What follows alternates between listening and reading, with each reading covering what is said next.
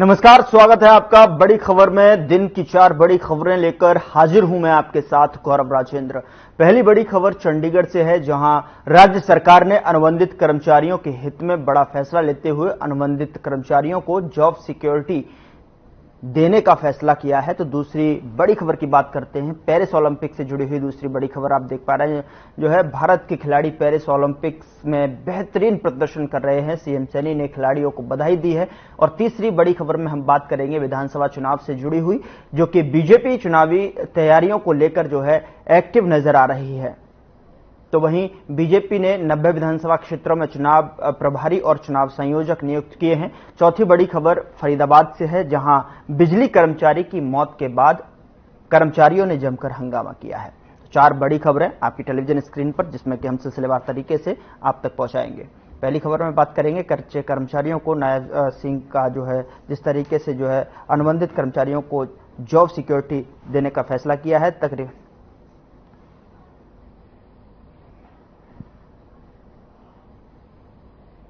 बढ़ते हैं पहली बड़ी खबर की ओर, जहां पर हरियाणा के मुख्यमंत्री नायब सिंह सैनी के नेतृत्व में राज्य सरकार ने अनुबंधित कर्मचारियों के हित में बड़ा ऐतिहासिक फैसला लेते हुए अनुबंधित कर्मचारियों को जॉब सिक्योरिटी देने का फैसला किया है। इससे प्रदेश भर में लगभग 1,20,000 अनुबंधित कर्मचारियों को बड़ा लाभ मिलेगा। सरकार का यह निर्णय आउटसोर्सिंग पॉलिसी पार्ट 1 और पार्ट 2 सहित HKRN के तहत कार्यरत अनुबंधित कर्मचारियों पर लागू होगा। मंत्रिमंडल की बैठक में अनुबंधित कर्मचारियों की सेवाओं को सेवानिवृत्ति की तिथि तक सुरक्षित रखने की गारंटी और उन्हें अधिक सुविधाएं देने के लिए अध्यादेश लाने के प्रस्ताव को मंजूरी प्रदान की गई।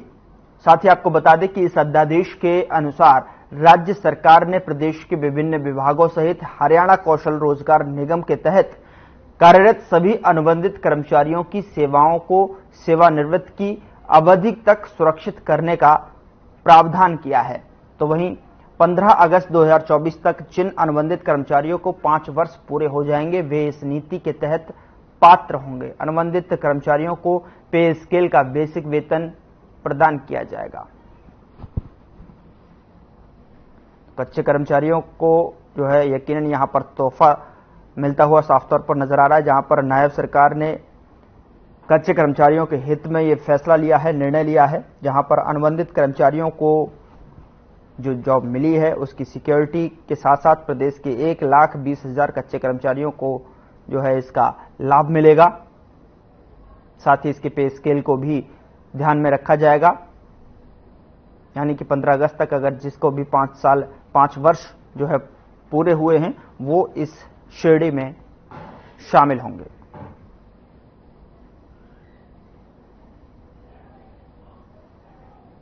तो कच्चे कर्मचारियों को यकीनन जो है सैनी सरकार की तरफ से तोहफा है।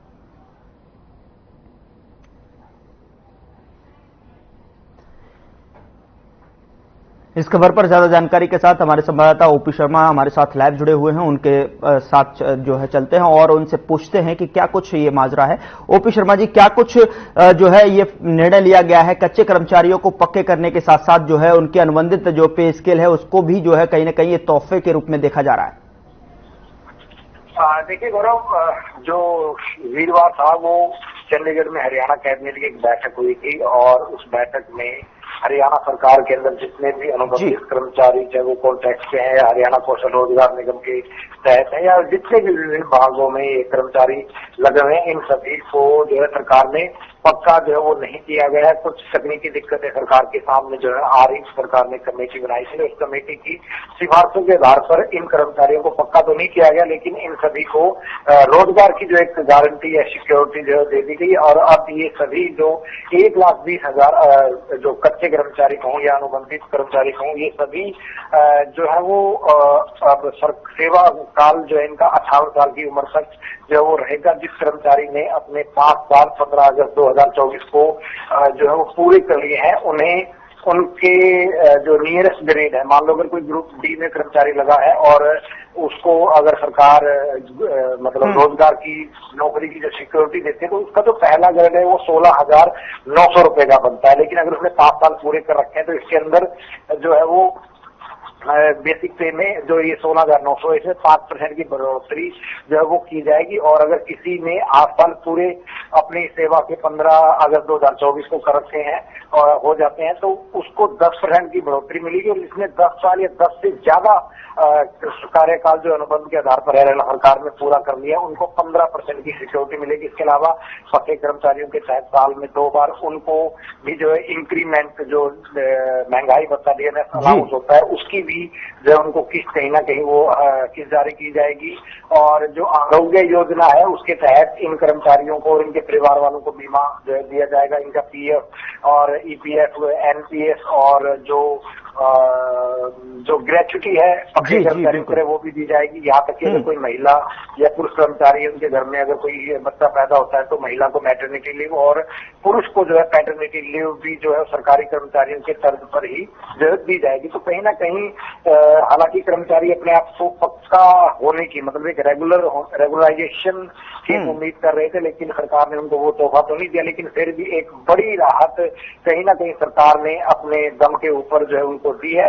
बहरहाल अब हरियाणा के अंदर 1 महीने के बाद जो है कहीं आमतौर पर आचार संहिता लगने वाली है। तो देखते हैं कि लोकसभा चुनाव के दौरान जो 5 सीटें बीजेपी के खाते छिटक कर कांग्रेस के पक्ष में गई थी और जिन 46 हलकों में कांग्रेस जीती थी और 44 में बीजेपी जीती थी, क्या ये जो 1,20,000 जो कर्मचारियों को एक रोजगार की जो सिक्योरिटी दी है क्या ये वोट में तब्दील हो पाएगी? ये कुछ ऐसी बातें हैं जिसका इंतजार करना होगा। जी गौरव। बिल्कुल ओपी, आपने जिस तरीके से कहा बिल्कुल चुनाव के मद्देनजर ये लगातार जो है ताबड़तोड़ फैसले किए जा रहे हैं, तोहफे के तौर पर जो है आम आवाम को जो है लुभाने की कोशिश की जा रही है, आकर्षित करने की कोशिश की जा रही है। लेकिन अगर सबसे बड़ा सवाल ये है कि इस तरीके का जो तोहफा जो है आज कहीं ना कहीं यहाँ पर देखने को मिला है, कच्चे कर्मचारियों के हित में जो फैसला लिया गया है उसको धरातल पर किस तरीके से जो है आंका जाएगा, धरातल पर किस तरीके से उतारा जाएगा, तो उसके लिए क्या कुछ तैयारियां हैं, किस तरीके से जो है खाका तैयार किया गया है, रोड मैप क्या रहेगा? देखिए गौरव, अगर रोड मैप की बात करूं तो हरियाणा सरकार ही क्या मतलब देश में अब बहुत कम कच्चे कर्मचारी जो हैं वो नियमित होते हैं, क्योंकि साल 2006 के अंदर सुप्रीम कोर्ट की कॉन्स्टिट्यूशनल बेंच का एक सर्वसम्मति से फैसला आया था और वो मामला जो Uma Devi versus government of state Karnataka, तो उसके अंदर जो सुप्रीम कोर्ट की कॉन्स्टिट्यूशनल बेंच उन्होंने ये कहा था कि जो बैकडोर एंट्री या जो कॉन्ट्रैक्चुअल स्टाफ अगर लगा दिए जाते हैं तो सरकार इनको नियमित कर देती है। और सरकार इनको अगर नियमित करती है तो जो ये भर्ती एजेंसियां, पब्लिक सर्विस कमीशन जो संविधान के अंदर दिया हुआ है, हर स्टेट का एक अलग से पब्लिक सर्विस कमीशन होगा। इसके अलावा जो एक भर्ती एजेंसी आमतौर पर स्टाफ सिलेक्शन कमीशन इसको कहते हैं, कुछ एक स्टेट्स में इनका अलग नाम है। तो ये जो भर्ती एजेंसियां जो संविधान में दी गई तो फिर इनका औचित्य जो है क्या रह जाता है, क्योंकि इस तरह की जो भर्तियां जो पहले होती थी तो वो कहीं ना कहीं सिफारिश के ऊपर या राजनेताओं की सिफारिश के ऊपर ही होती थी। तो ऐसे में जो टैलेंट होता था, जो मेहनत करता था, उनके लिए कहीं ना कहीं अवसर कम होते थे। तो कहीं ना कहीं ये राइट ऑफ इक्वालिटी जो था उसके विरोध में था। और उसके विरोध में जो ये सुप्रीम कोर्ट का Uma Devi versus state government of Karnataka का जो फैसला आया था, इसके बाद से नियमितीकरण को लेकर जो है वो काफी अड़ंगे जो है वो काफी अड़ जाते हैं। जबकि कोई सरकार किसी भी राज्य की या केंद्र की सरकार वो इस तरह की कोई भी नीति अगर वो बनाती है तो उसको बहुत कुछ जो है वो सोचना पड़ता है कि इसको किस फैसले को जो है कैसे लागू किया जाए, कैसे ना लागू किया जाए। तो ये एक दिक्कतें आ रही हैं। और जहां तक हरियाणा में जो कच्चे कर्मचारियों को एक सिक्योरिटी का आश्वासन दिया है, उसके अगर हम मॉड्यूल की बात करें तो इनके लिए सरकार ने कोई नीति नहीं बनाई है, इसके लिए एक कानून बनाया है। और हमारे देश में कानून लागू करने के 2 तरीके होते हैं। पहला तरीका होता है कि आपके स्टेट के सदन में या फिर लोकसभा या राज्यसभा से दोनों सदनों से एक कानून जो है वो एक बिल लाया जाए और बिल को पास करवा के कानून की शक्ल दी जाए। और दूसरा होता है कि अगर सरकार को तुरंत प्रभाव से कोई कानून, कोई भी बिल कानून अगर लागू करना है तो ऑर्डिनेंस लाने का एक टूल हमारे संविधान में सरकारों को जो मिला हुआ है। तो हरियाणा सरकार ने भी एक अध्यादेश किया, ऑर्डिनेंस जारी करके जो कल जो कच्चे कर्मचारी हैं उनके लिए एक अध्यादेश जारी कर दिया है। और ये कानून जो हरियाणा में जो लागू हो गया है और इसके जो सभी तरह की जो सब रूल जो नोटिफाई होने थे वो भी हो चुके हैं। तो अब देखने वाली बात होगी कि करीबन 1 महीना या 35 से 40 दिन का वक्त ही जो है सरकार के पास काम करने का बचा हुआ है। तो इसके अंदर सरकार कितना कुछ कर पाती है, या फिर हरियाणा विधानसभा का एक दिन का स्पेशल मानसून सत्र या स्पेशल सत्र बुलाकर उसमें पास करवाती, क्योंकि अध्यादेश जो जारी हुआ है वो 6 महीने तक उसकी वैलिडिटी। अगर 6 महीने में सरकार इसे विधानसभा से पारित नहीं करवा पाती है या अगले सत्र से पहले उसको पारित नहीं करवा पाती है, तो ये जो अध्यादेश है ये अपने आप जो है वो नल एंड वॉइड यानी जीरो कहीं ना कहीं हो जाएगा। तो बहरहाल अब निगाह यही है कि सरकार अध्यादेश के जरिए कानून तो उन्होंने जरूर लागू कर दिया है, लेकिन इसको विधानसभा में कैसे पास करवाते हैं या सरकार चुनाव के बाद पास करवाएगी, तो ये देखना होगा। लेकिन चुनौती लगातार साफ तौर पर बनी हुई है ओपी शर्मा जी। लेकिन यहाँ पर एक और महत्वपूर्ण सवाल ये उठता है कि जिस तरीके से जो तोहफा है वो कितने लाभार्थियों को लाभ देता हुआ नजर आ रहा है, हरियाणा की बात करें तो? देखिए गौरव, हरियाणा के अंदर ऐसे कर्मचारियों की अनुमानित संख्या जो कल मुख्यमंत्री नायब सैनी ने खुद बताई थी, वो विभिन्न सरकारी कार्यालयों में या फिर हरियाणा कौशल रोजगार निगम के जरिए जो भी कर्मचारी लगे हैं उनकी संख्या 1,20,000 जो है कहीं ना कहीं बनती है। और अगर हम एक परिवार में 4 लोग भी माने तो शायद ये करीबन 5 लाख वोटर्स के अंदर जो कहीं ना कहीं शायद तब्दील होती हुई जो सरकार की एक उम्मीद है, और देखते हैं कितना वो कामयाब हो पाती है। जी, बहुत बहुत शुक्रिया हमारे साथ जुड़ने के लिए, तमाम जानकारी साझा करने के लिए ओपी शर्मा जी आपका। जिस तरीके से नायब सरकार ने कच्चे कर्मचारियों के हित में जो तोहफा यहां पर फैसला किया है उसमें साफ तौर पर अनुबंधित कर्मचारी को जो सिक्योरिटी है वो देने को यहां पर फैसला लिया गया है। साथ ही साथ इसमें 1,20,000 जिस तरीके से अभी हमारे संवाददाता बताते हुए नजर आ रहे थे, उनका जो है 1,20,000 कर्मचारियों को इसका लाभ मिलता हुआ नजर आ रहा है। तो बहुत बहुत शुक्रिया हमारे साथ जुड़ने के लिए ओपी शर्मा जी आपका। अगली बड़ी खबर का रुख करते हैं, जहां पर पेरिस ओलंपिक में भारतीय खिलाड़ियों के बेहतरीन प्रदर्शन के बाद पूरे देश में जश्न का माहौल है। तो वहीं हरियाणा के मुख्यमंत्री नायब सैनी ने भी खिलाड़ियों को बधाई दी है। जेवलिन थ्रो में नीरज चोपड़ा ने सिल्वर मेडल अपने नाम किया है। साथ ही साथ जिसके बाद सीएम ने अपने एक्स अकाउंट पर पोस्ट कर उनकी खूब सराहना की है। तो वहीं ओलंपिक पदक विजेता मनु भाकर और सरबजोत सिंह ने सीएम सैनी से भी मुलाकात की है। साथ ही आपको बता दें कि सीएम ने दोनों खिलाड़ियों को सम्मानित किया। इसके साथ ही उन्हें भारतीय हॉकी टीम को भी कांस्य पदक जीतने पर बधाई दी है।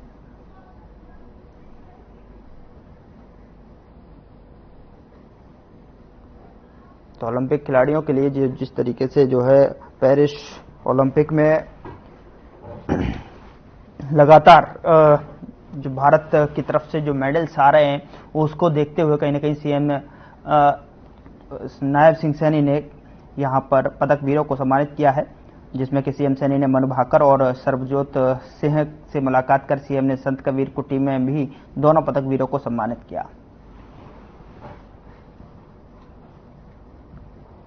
आज हमारे हरियाणा के लिए बहुत ही गर्व का और गौरव का दिन है कि देश के लिए ओलंपिक में कांस्य पदक विजेता मनु भाकर और सर्वजोत सिंह दोनों का स्वागत और अभिनंदन मैं करता हूं। मनु भाकर ने जहां देश को निशानेबाजी में 2 कांस्य पदक, तो वहीं सर्वजोत ने देश के लिए जो कांस्य पदक जीता है उस पर पूरे भारत को, हमारे दोनों खिलाड़ियों पर गर्व है।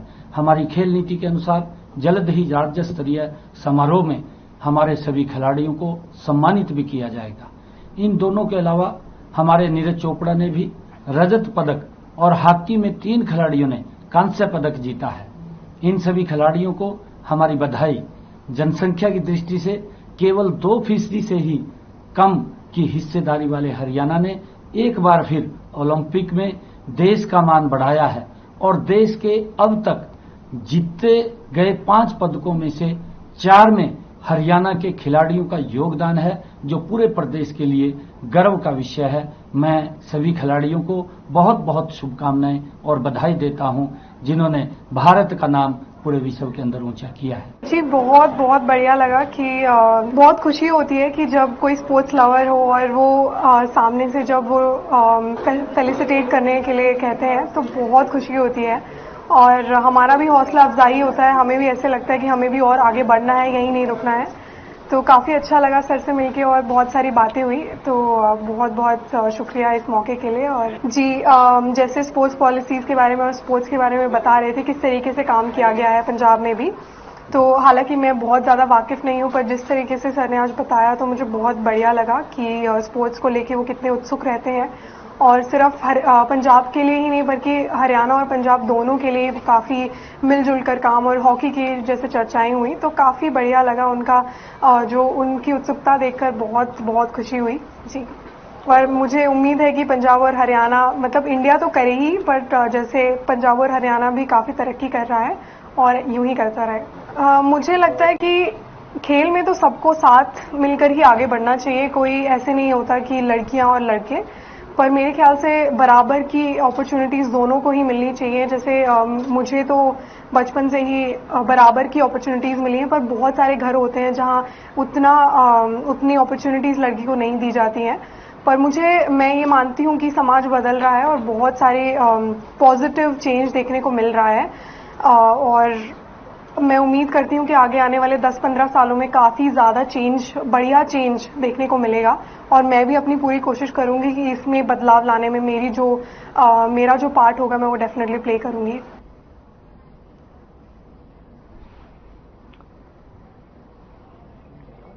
तीसरी बड़ी खबर का रुख करते हैं। हरियाणा में विधानसभा चुनाव होने के लिए अब कुछ ही वक्त बचा है। ऐसे में सभी पार्टियां जो है चुनाव की तैयारियां तेज कर दी हैं, तो वहीं बीजेपी भी पूरी तरह से चुनावी मोड में नजर आ रही है। आपको बता दें कि चुनाव को लेकर बीजेपी ने सभी 90 हलकों में चुनाव प्रभारी और चुनाव संयोजकों की नियुक्ति की है।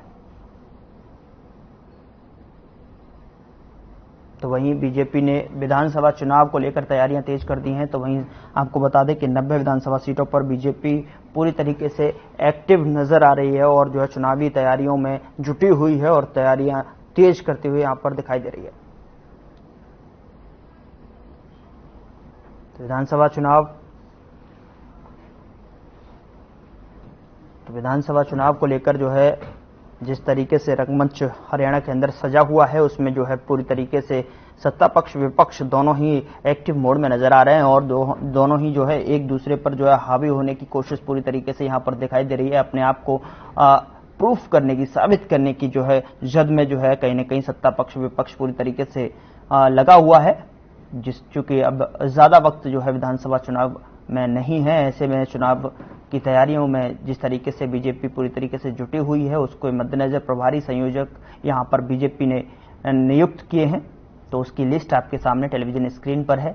विधानसभा जो प्रभारी हैं और संयोजक हैं उनकी सूची आपकी टेलीविजन स्क्रीन पर कि किस तरीके से जो है बीजेपी अपनी कोई भी जो है कमी इस बार जो है छोड़ना नहीं चाह रही है और हर एक जो मूवमेंट है उसको बनाने की पूरी तरीके से यहाँ पर कोशिश करते हुए सभी राजनीतिक दल यहाँ दिखाई दे रहे हैं, जिससे कि कहीं न कहीं हरियाणा की जनता को लुभाया जा सके, समझाया जा सके, आकर्षित किया जा सके। उसके मद्देनजर विधानसभा चुनाव को लेकर तैयारियां तेज कर दी गई हैं। विधानसभा चुनाव को लेकर जो है सभी पार्टियां एड़ी चोटी का जोर जो है लगाती हुई नजर आ रही है।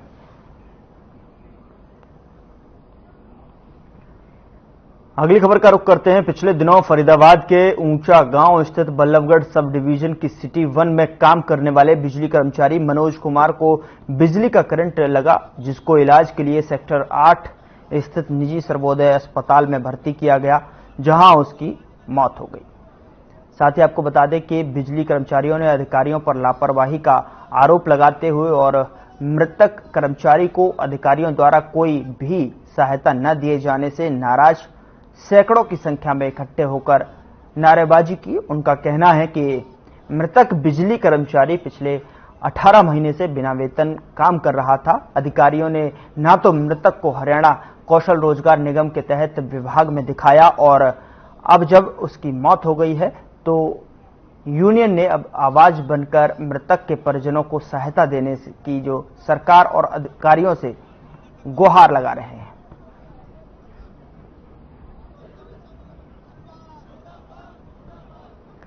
करंट लगने से बिजली कर्मचारियों की कर्मचारी की यहां पर मौत की खबर है, जहां पर कर्मचारियों ने इसको लेकर अधिकारियों पर आरोप भी लगाया है और अधिकारियों के खिलाफ नारेबाजी भी की है, जिसकी तस्वीर आपके टेलीविजन स्क्रीन पर है, जहां पर करंट लगने से बिजली कर्मचारी की मौत के बाद जो है कर्मचारी एकत्रित हुए और नारेबाजी करते हुए अधिकारियों पर आरोप लगाया। साथ ही साथ कर्मचारियों का कहना यह भी है कि जिस कर्मचारी की मौत हुई है उसको पूरी तरीके से जो है इलाज सकुशल नहीं दिया गया और साथ ही साथ जो है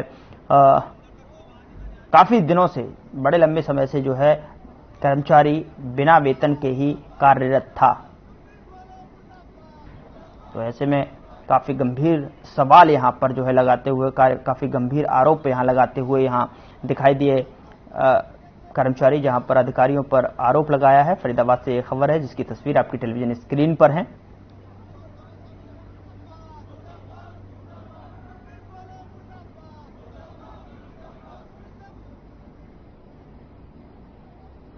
आज मैटर है हमारा एक कर्मचारी ALM बल्लभगढ़ सिटी 1 में काम करता है। क्या नाम है साथी? मनोज नाम है उसका, जो कि पिछले 18 महीने से विदाउट सैलरी HKRM पे पोर्ट नहीं हुआ। बार बार एक्शन SDO SC से, इवन हम लोगों ने जाके चीफ से भी बात करी कि 2 लड़के फरीदाबाद में रहते हैं, एक बल्लभगढ़ सिटी 1 में मनोज है, एक ओल्ड डिवीजन में अपना संदीप है।